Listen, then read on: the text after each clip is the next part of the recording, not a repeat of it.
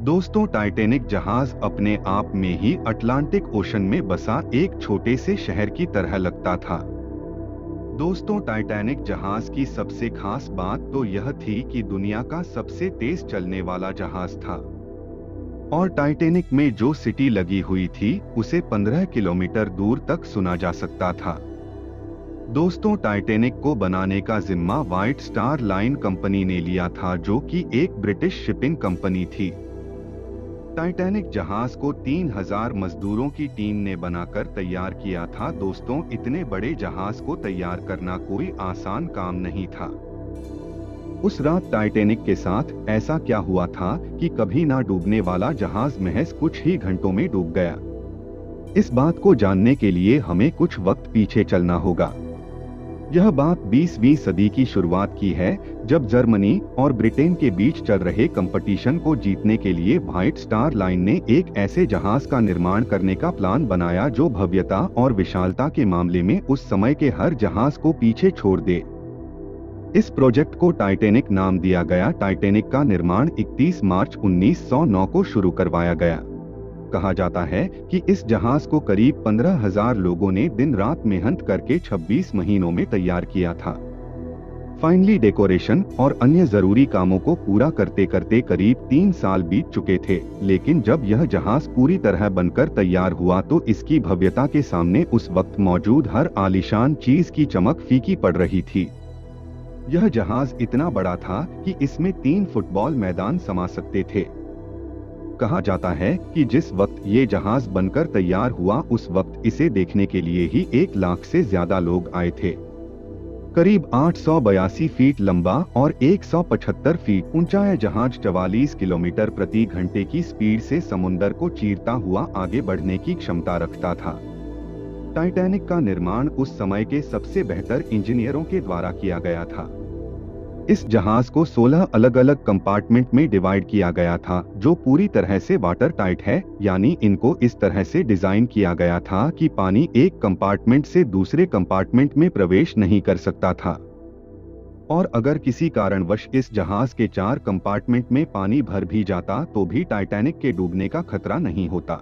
इसकी इसी खूबी की वजह से इसे अनसिंकेबल यानी कभी ना डूबने वाला जहाज भी कहा जाता था। आखिरकार 10 अप्रैल 1912 को वह दिन भी आ गया जब इस जहाज को अपनी यात्रा के लिए रवाना किया जाना था।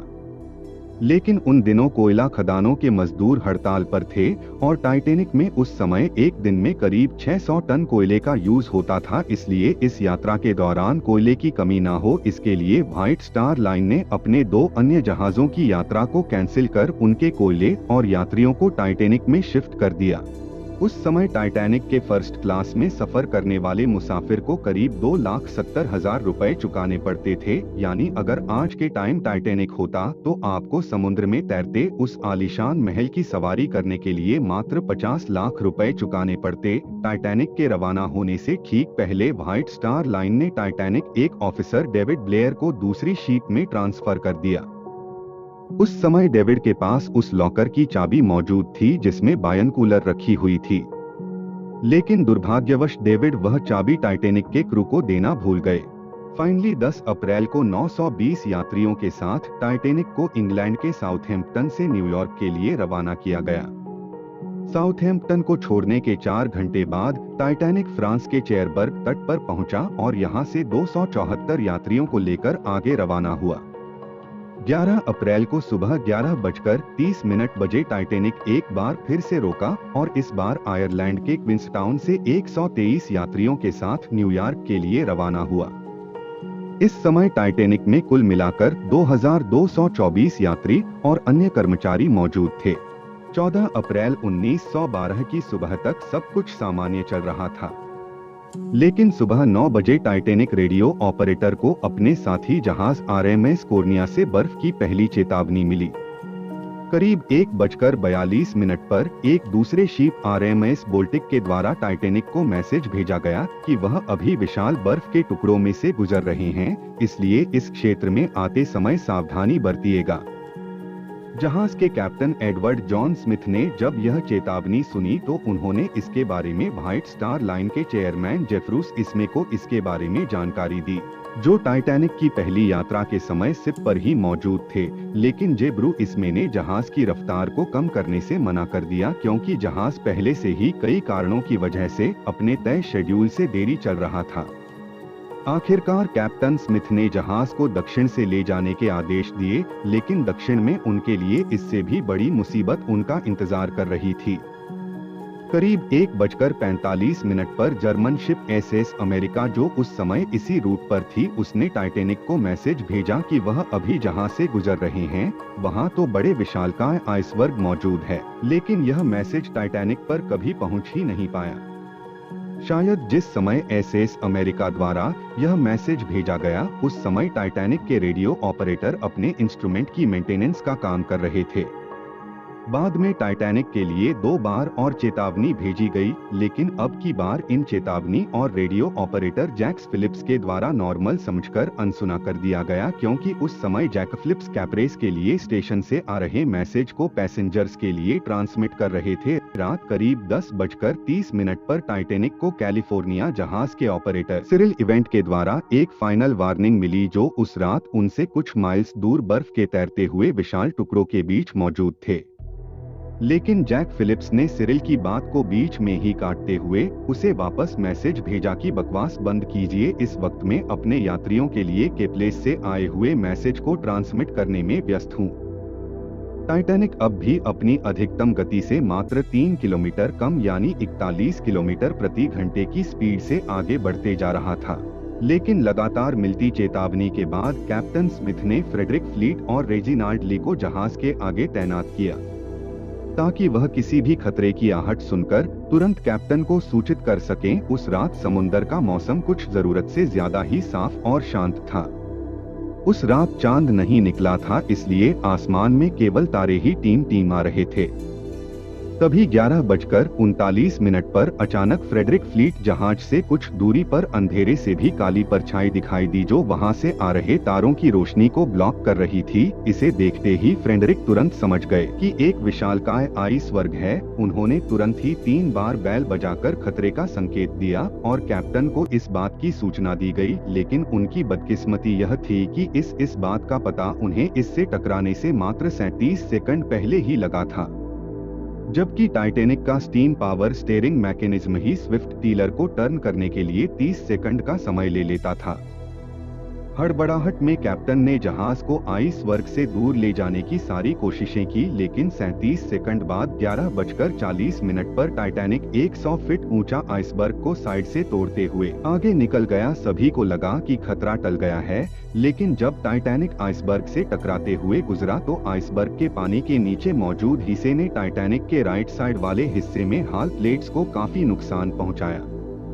यह टक्कर इतनी भयानक थी कि टाइटैनिक के दाएं स्टार बोर्ड की तरफ 300 फीट तक के हिस्से की किले सरक गई और जिस जगह से 2 प्लेट आपस में कनेक्टेड थी वहां से पानी तेजी से सिर के अंदर आने लगा। इस टक्कर के कारण टाइटैनिक के 16 में से 5 वाटर टाइट कंपार्टमेंट खुल चुके थे और उनमें बड़ी तेजी से पानी भर रहा था। टक्कर के 45 मिनट बाद जहाज में 13,500 लोग टन पानी भर चुका था, जबकि उस समय जहाज में मौजूद पानी निकालने वाले पंप कुल मिलाकर 1 घंटे में 1,700 लोग टन पानी ही बाहर निकाल पा रहे थे। तभी टाइटैनिक को बनाने वाले इंजीनियरों में से एक थॉमस एंडरस ने कैप्टन को सूचित किया कि जहाज के पहले 5 कंपार्टमेंट पानी में पूरी तरह डूब चुके हैं और उनके अनुमान के मुताबिक अब यह जहाज 2 घंटों से ज्यादा समय तक नहीं टिक पाएगा, इसलिए अफरातफरी में लाइफ बोट्स को बाहर निकाला जाने लगा। लेकिन उस समय टाइटैनिक पर केवल 20 लाइफ बोट ही मौजूद थी, जो अपनी मैक्सिमम क्षमता के साथ 1178 लोगों के लिए पर्याप्त थी।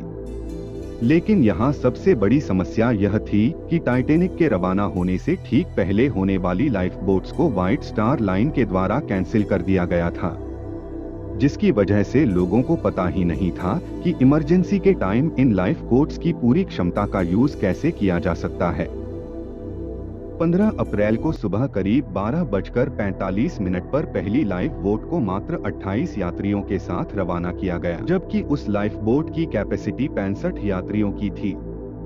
10 मिनट बाद दूसरी लाइफ बोट को भी 28 यात्रियों के साथ ही रवाना कर दिया गया। इस तरह मैनेजमेंट की कमी के कारण सारी लाइफ बोट्स में मात्र 706 यात्री ही आ पाए। उधर दूसरी तरफ टाइटैनिक में पानी लगातार बढ़ते जा रहा था। 15 अप्रैल को सुबह 1:30 तक टाइटैनिक का आगे वाला हिस्सा पानी में 10 डिग्री तक डूब चुका था। वही पीछे वाला हिस्सा ऊपर उठते ही जा रहा था। 2:15 पर टाइटैनिक का आगे वाला हिस्सा पानी में पूरी तरह डूब गया, जबकि पीछे वाला हिस्सा कई फीट तक ऊपर उठ गया। लगातार बढ़ते दबाव और वजन के कारण टाइटैनिक 2:20 पर बीच में से टूटकर अलग हो गया और उसके दोनों हिस्से समुद्र के तल से जा टकराए। मात्र 2 घंटे और 40 मिनट में कभी ना डूबने वाला जहाज ऐसा डूबा कि 73 साल तक उसका मलबा भी नहीं मिल पाया। आज भी टाइटैनिक के दोनों ही से 13,000 फीट की गहराई पर समुद्र तल में एक दूसरे से 600 फीट की दूरी पर पड़े हुए हैं, जबकि टाइटैनिक का पूरा मलबा 15 स्क्वायर माइल्स के एरिया में फैला हुआ है। इस भयानक घटना में 1500 से भी ज्यादा लोगों की मौत हो गई थी, लेकिन इसमें ज्यादातर लोगों की मौत डूबने की वजह से नहीं बल्कि ठंड की वजह से हुई थी। समुद्र में जिस जगह टक्कर हुई वहां के पानी का तापमान 2 डिग्री सेल्सियस था और इतने लो टेम्परेचर में किसी भी इंसान का 15 से 20 मिनट तक जिंदा रह पाना भी बहुत मुश्किल होता है। जिस वक्त टाइटैनिक आइसबर्ग से टकराकर पानी में डूबा था तो उस वक्त वह जमीन से 600 किलोमीटर दूर नॉर्थ अटलांटिक ओशन में था। उस समय डूबते हुए लोगों के पास उस कड़कती ठंड में खुद को मरता हुआ देखने के अलावा और कोई रास्ता नहीं था। टाइटैनिक के डूबने की मुख्य वजह उसकी तेज रफ्तार थी, क्योंकि तेज रफ्तार से आइसबर्ग से टकराने की वजह से राइट स्टार बोर्ड पर काफी मात्रा में प्रेशर क्रिएट हुआ, जिसने उस हिस्से की हल प्लेट्स को दरकने पर मजबूर कर दिया और देखते ही देखते टाइटैनिक के 16 में से 5 कंपार्टमेंट में पानी भरने लगा और इतना भयानक हादसा हुआ। तो आपको क्या लगता है, टाइटैनिक के उस आइसबर्ग टकराने के लिए कौन जिम्मेदार हो सकता है? कमेंट करके जरूर बताइएगा।